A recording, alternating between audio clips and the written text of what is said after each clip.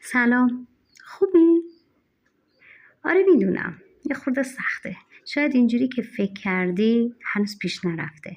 شاید احساس میکنی راه دور و درازی در پیش داری که باید بری. ولی همین حالا هم شما خیلی قوی هستی. همین حالا ایستاده ای و قدرتمندانه داری راه میری و پیش میری و اون چیزی که تو فکر تو ذهنت داری بهش میرسی.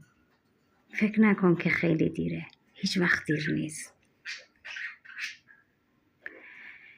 موفقیت ها همیشه با یه قدم کوچیک شروع میشه.